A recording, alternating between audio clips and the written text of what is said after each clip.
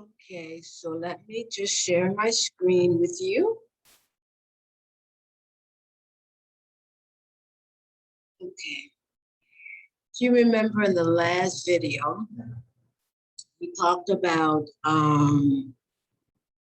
ways to help you learn a foreign language. We talked about regular and irregular verbs, irregular and irregular parts of speech.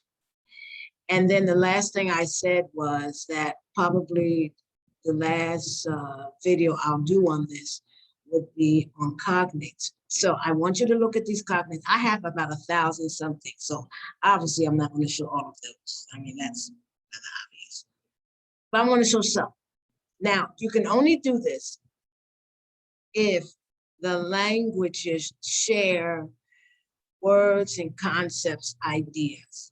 For example, I couldn't do this if I were doing Chinese and English, okay, or English and, I don't know, Arabic. I mean, we don't even use the same alphabet. We don't even use the same symbols to represent. And I don't think we represent the same, where one language represents more like a pictogram, the other letters represent sound. But in Spanish and English, you definitely can do it. If this were French, I could definitely do it. But there's one problem. Sometimes two languages can share words, but that doesn't mean they also share meaning. The worst one is when they kind of share meaning and kind of don't. So for example, the word actual, A-C-T-U-A-L, it sort of means the same thing, but sort of doesn't mean the same thing, because actual in Spanish means the present. Like you say, el presidente actual, that means the present, the president now, right? For instance, if you say the actual president in English, you mean the real president, not some false usurper, the real president. So that kind of means the same thing, but kind of doesn't. You wouldn't use them you wouldn't interchange the meanings. And there's some that are false. So what I'm going to be showing you, I'm just going to be jumping around, because like I said, I have about I have 1,100. I should say about, maybe 1,150 of these. And I give all the meanings. So when you see red, that's the Spanish. That's the word in Spanish. And then when you see black, you will see that means that's the translation I would use in English. Let me give you an example. Let me show you. Okay. So you have the letter A. Now that's Spanish. That is not English. Because in English we have that same letter, and it means something, but this is Spanish. So I'm giving all the different translations. I'm not going to talk about all the different translations. For example, it's an indirect object, the destination, escribo a mi abuela. That "a" does not mean the "a" in English. It means what we would say in English, to. I write to my grandmother. Then you have the "a," which means from, all right? Then you have the "a," in which you use it between two verbs. Voy a hablar. Once again, it means to. I'm going to talk. Okay, this is the "a." When you're talking about verbs of exhortation, invitation, obligame a comer, to require me to eat. You can see this has nothing to do with the A in English. Let me get to the English. Yes, important. In relation to time as indicating hour, minute, date. A las 5, at 5 o'clock.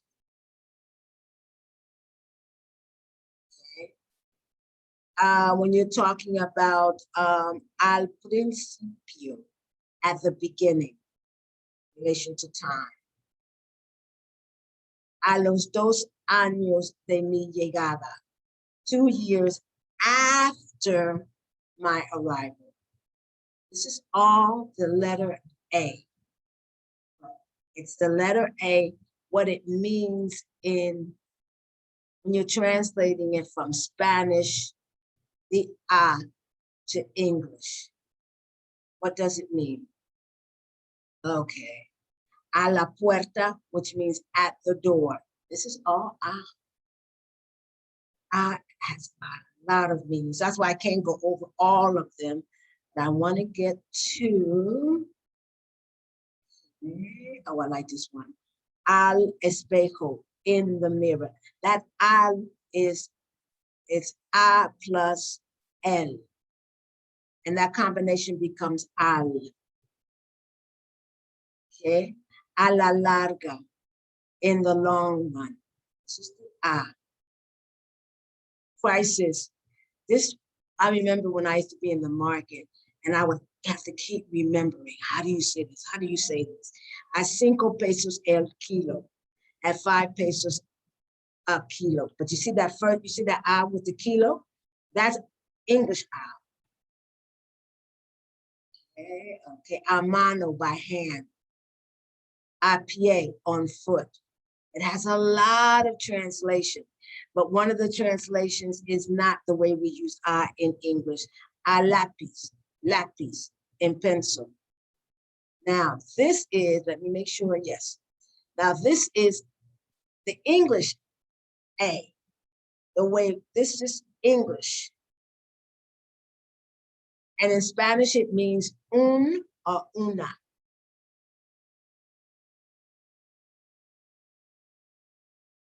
As in 3 weeks, 3 times a week, 3 veces por semana. You see, this is the English A, or A, should say. A in English, as in, she's a lawyer, half a dozen. Es abogado, media docena. Sometimes you don't even translate it in English. I mean, in Spanish. Now we have the word abandonar. That's Spanish. That's Spanish. In English, it means, part of it does mean to abandon, to desert, and to forsake. That is to leave behind.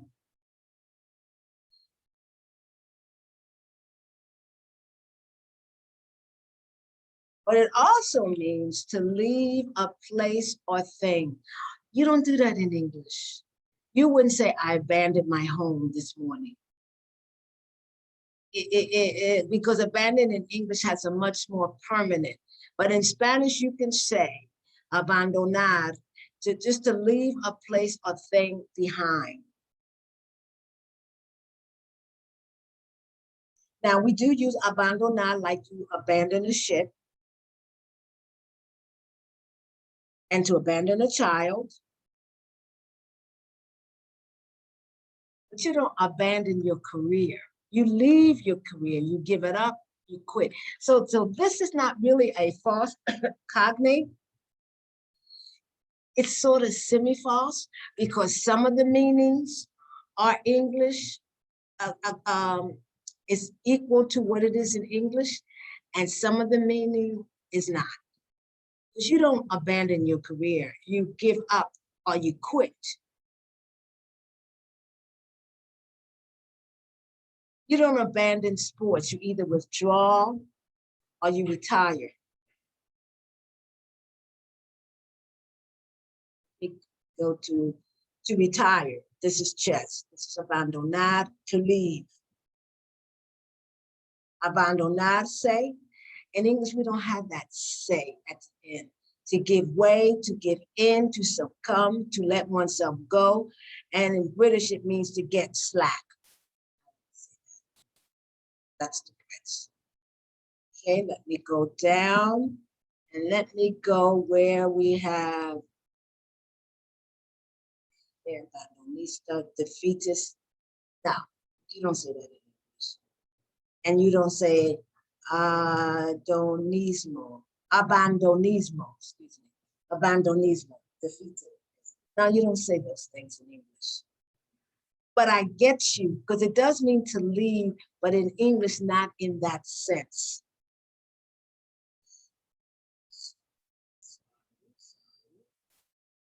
Now, this is English, abandon. Now, let's see how it's translated. In Spanish, abandonar, abandon, renunciar, to abandon oneself, to abandonarse, a entregarse a. So sometimes we use it the same and sometimes we don't. Now, accidentado has nothing to do with what you would think. It means, you're talking about the surface, uneven, not level, not flat, rough, rugged. Accidentado. When you're talking about land, you're talking about rough, rugged, hilly. Okay? Accidentado, trouble. You're talking about life. Problematic, turbulent, eventful, complicated, stormy. All right? We don't use it like that at all. That looks to me like accident. Every time I see it, I think of accident. But accidentado, injured, it's closer. It's closer. Injured, hurt, wounded, harmed. It's closer. Okay, so what I'm just going to do, because you can always, I'm gonna do it quickly, but you can always just stop your video and copy it down all the different meanings of this. So I'm going to go down to the English. See, because if you want to see this, there it is. That's the one that looks closer to English. Accidente, accident. Geographic unevenness, irregularity. In English, this one is the true cognate. This one is not. This has nothing to do with the word in English. Now, I wouldn't be surprised though, maybe in geography, part of the geography vocabulary that you have to use, I wouldn't be surprised if this wouldn't be accidente, wouldn't be a word that you would have to use because it comes from Latin. So I wouldn't be surprised in their particular use of that word, it might have something to do with geography, but in regular English, no. Okay, let me just show you. Now, oh, I have it incorrect. All right, accidentally. Okay, so, all right, let me see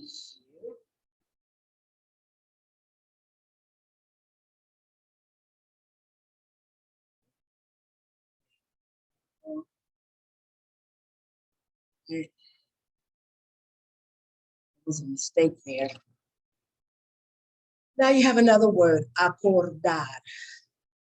To agree on, to resolve, to decide.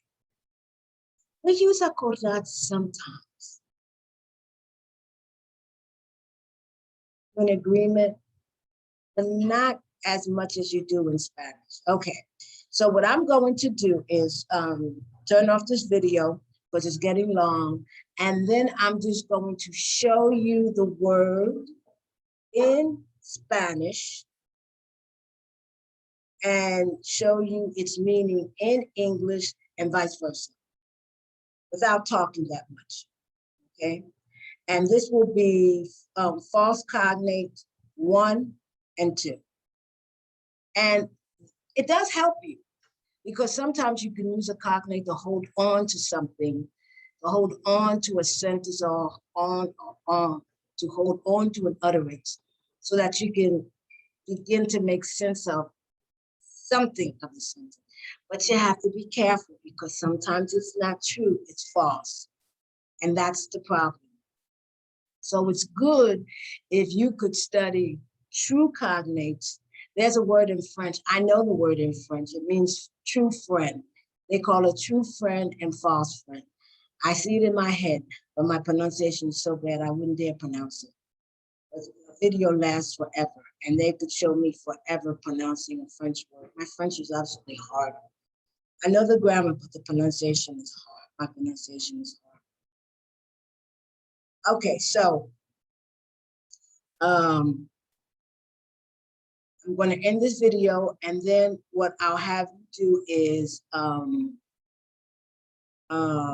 a second video, I'll just show you some of the other false cognates, and some of them are true cognates. Okay, so I'm going to stop the video. And I'm going to thank you. Just a little bit. There you go. There you go. There you go. Let you see me a little bit. Thank you very much for coming to my video. I hope you come. I hope this is helpful to you, and that you will, I don't know, subscribe, tell other people about the video, so I can get as many viewers as possible, so I can start living off of this instead of doing this and having to work like a zillion hours just to make a living. Thank you so much. Bye-bye.